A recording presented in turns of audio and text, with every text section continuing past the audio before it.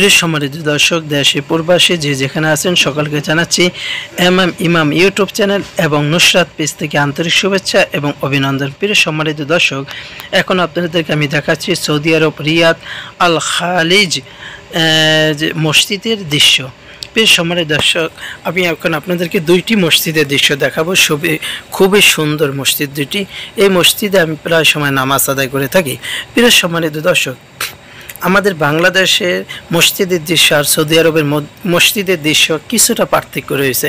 সেটি হলো, বাংলাদেশের মসজিদগুলোতে নামাজের আগে হোক পরে হোক একটু সময় পেলেই 2 জন 4 জন 5 জন 10 জন একত্রে বসে আমরা গোল মিটিং করি, দুনিয়াবি সমস্ত কথাবার্তা বলি এবং কি ঝগড়া লিপ্ত হয়ে যায় এবং মসজিদের ভিতরে মারামারি শেষ পর্যন্ত খুনাখুনি পর্যন্ত হয়ে থাকে, যেটা খুবই আফসোসজনক বিষয়, লজ্জাজনক বিষয় আমাদের জন্য।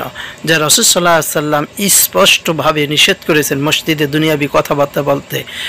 আপনি যদি সৌদি আরব আসেন, রিয়াদের কথা আমি বলছি, যেটা আমি স্বচক্ষে দেখেছি, সেই মসজিদগুলোর কথা আমি বলছি।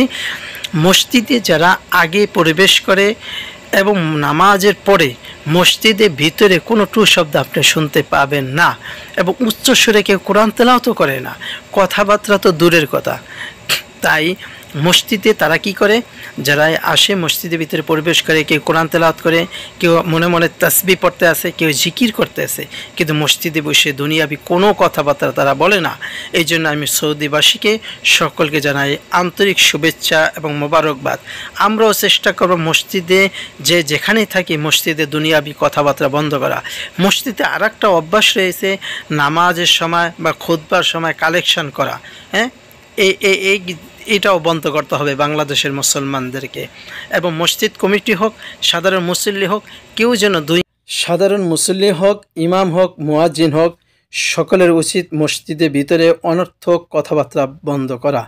প্রিয় সম্মানিত দর্শক, আমাদের দেশে আরেকটা জিনিস সেটা আমরা দেখতে পাই, মসজিদের ভিতরে জিকিরের নামে উচ্চস্বরে জিকির করা হয়, যেটা আপনি সৌদি আরব মসজিদে দেখতে পাবেন না।